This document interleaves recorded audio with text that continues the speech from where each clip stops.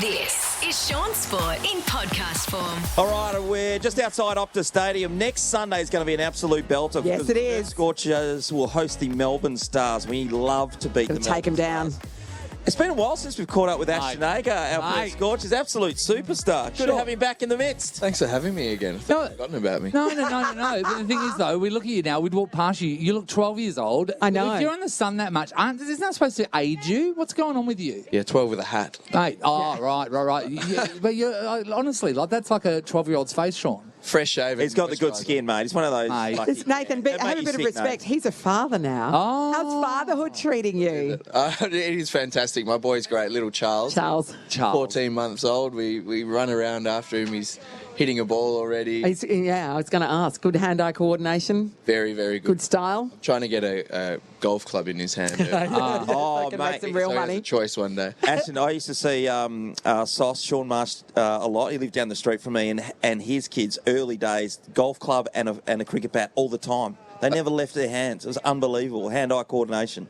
I think it's nice. I want him to be outside as much as possible. I don't want him to be sitting inside watching the telly, although he loves that. He wants to dance all the time, though. He's got a couple of songs that he loves. A bar song by Shabuzi. Oh, yeah, great. That's great. There's something wrong with that, isn't there? He goes, but knows all the lyrics. Another drink. But he's a gorgeous boy. Hey, mate, we're really looking forward to next Sunday, of course, the Scorchers. But let's talk about WA cricket. It's been going pretty good. You had a great game over against South Australia. I mean, it ended in a draw. But there's been some good stuff lately. Yeah, there's been some really good stuff and some not so good stuff as well. You know, we had a great win in Tassie, which was exciting. It was the first game that I got to play back with the Shield squad. Got a few wickets at the end there, didn't you? Close the game out? A couple at the end, yeah. Hilton Cartwright got 150. I mean, Bangers returning to form. Yeah, it was good to see. It was massive. And you could see the relief on his face. You know, he had so much media pressure and all of this stuff about the opening batters in the Test match. That was mostly from you, Shaun. We talked about it a lot, didn't we? We all collectively. It was the talk of the town. Because we all believe that he should have been playing last year, and then the pressure that put on him at the start. Oh, and I'd imagine that first Shield game, you know, when he went out to bat. We just feel really protective of him and that situation. I just thought the whole thing was unfair, and I think that there was a lot of pressure put on him for a ridiculous reason. Yeah, we love him. I mean, all of us, you know, we've known him, well, some guys for 20 years, you know, myself for 12 that I've played with him for in the West now, and you just want to see your friends do well, and he had such a good season last year and found it tough this year, so for him to get back to form is huge for us as well as a cricket team. So I do know that, you know, normal sports there's rivalries and all that sort of stuff, but cricket's the gentleman's game. Do cricket players hate each other? Do you have like you don't have to say who it is, but there's someone out there. Do you have an arch nemesis? I hate you. There's a few. Yeah, really? Yeah. You have some guys, hate's a strong word. Yeah. You know, some guys they displease you on the field. Yes. Yeah. So they displease me sometimes. Yeah. For the most part, it's pretty good. The world's too small. We play against each other in all of these competitions. So. Yeah, because I was wondering if it's like a friendship thing or not. But Shaun, you went through your career. There was some people that you I hated. Hated. Yeah.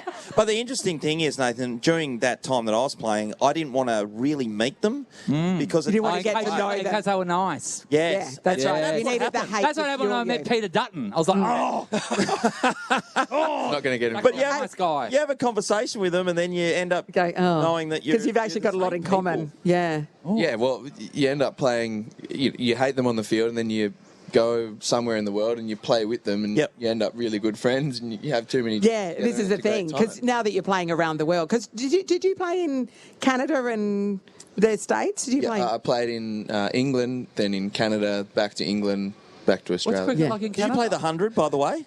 The cricket in Canada is too much fun. Yeah, what do you mean? Right, so they get it?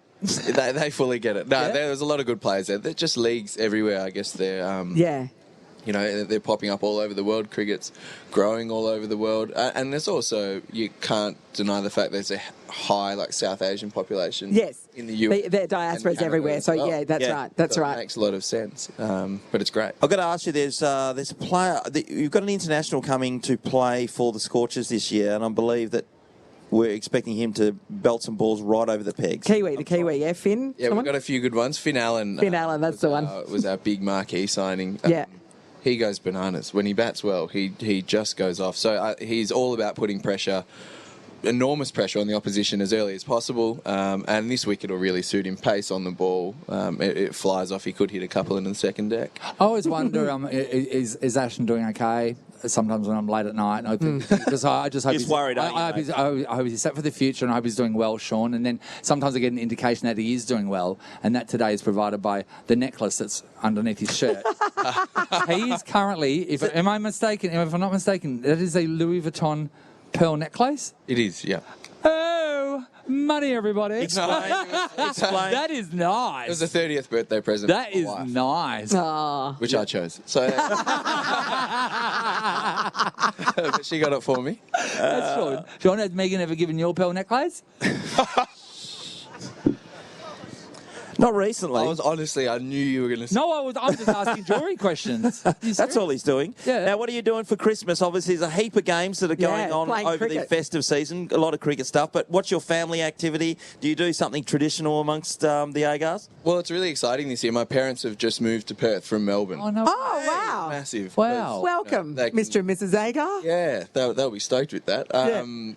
They've just bought a little townhouse in Scarborough. And they're living the settled dream. nicely. So where's the address in case we all want to pop over? That's amazing. So was Is that it the really good to have your parents here? What's that do for you? Huge. They love being grandparents. I was going to say, was it the lure of the Support, grandchild is what seduced them to come over? Absolutely. I've been away from them for 12 years. Yeah. To see my boy grow up is so nice. Yeah.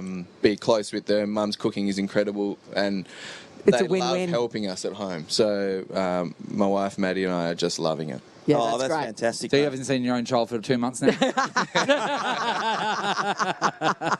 Well, Ashton, good luck, mate. We look forward to a massive Scorchers season. We look forward to your continued success throughout your cricket career, mate. We should just quickly ask you too. Of course, the second test kicks off today. Oh, good. I mean, what happened here was awful in the first test. What do you? Can they get it done? What do you reckon? Is there hope? Oh, of course they can get it done.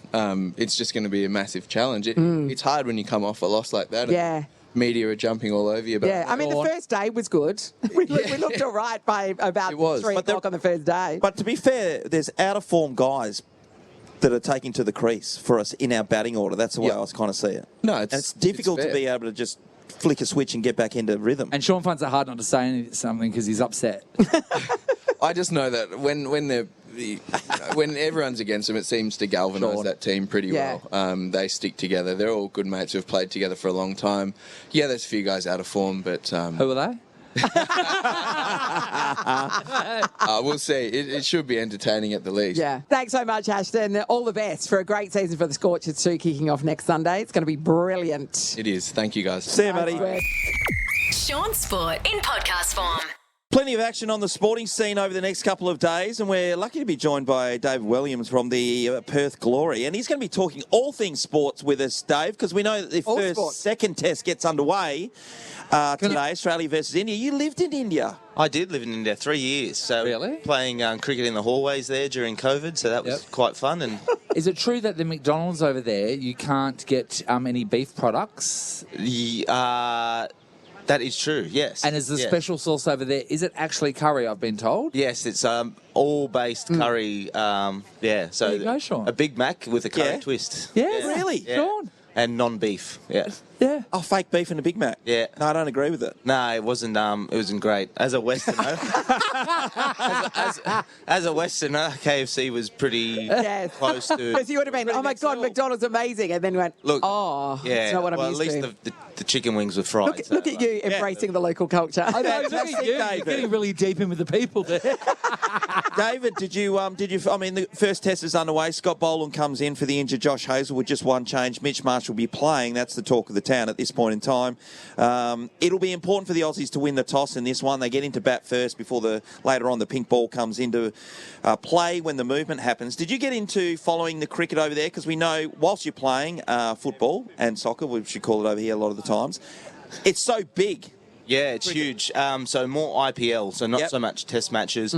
As we were finishing our season in India, the IPL was starting, but the owner of my football club that I was at, he owns one of the teams called Lucknow Supergiants. So there was a bit of layover between them and the companies and stuff like that. So we'd have a bit of merchandise thrown into our camp. We could play around, chuck it up on Instagram here and there. Did you hang out with the players at all? No, because that time it was COVID. So they were in a bubble in a different city, and we were in Goa. So there was a Perth boy, Marcus Stoinis, with that club as well, and he did really well for him. So I kind of found a team to follow, and that was Lucknow. So what was it like being in a bubble over there? Difficult at times. I'm a father of two, and being away from my young kids was the most difficult part. Was there any benefits to the bubble? Yeah, being away from young kids. Sleep. Watch a lot of series and movies and whatnot. But I started studying there as well, and doing. And now he's a doctor. No, not yet. Still have to go a few more years of that. But no, I got to start studying and doing a bit of youth work as well, and that's awesome. A little bit of mentoring online as well for Indigenous kids back here as a part of the John Moriarty Foundation, which is a soccer program from Indigenous kids in remote areas that come into. Brilliant. Yeah, so that I got to do that. I got to do Zoom calls with other kids and goal setting type of stuff. So there was a lot of beneficial things I could do in a bubble in front of a computer. Hey, that's so cool. Did you do anything like worthwhile or productive during COVID? God, I did a jigsaw. It took me ages. You did a bit sewing. You did a bit of sewing. I had a mask factory. But you know those people that were like, making their own mother yeasts and people learning butchers and stuff. People learning languages. I did nothing. But we weren't really locked away. No, that's true. I clocked Not like Netflix. that. That's good. And you're good at that. I finished the Portuguese course on Duolingo because I was supposed to go to Portugal for my holidays. Nobody ever finishes these things. I can't speak any Portuguese, but I did finish. But she loves Nando's. Obrigado. That's it. Thank you. Apparently that's South African though. Apparently. Really? What? True, yes. Yes, Nando's. Nando's in South Africa? Yeah. Peri Peri. Peri Peri. Someone Google it and yell it Yeah, out, no, that sounds right. Yeah. Well, Marlene this said is it's right. No, sorry. Mum sits there and thinks she knows the answers to all of it. You know that. You know one thing, you know that.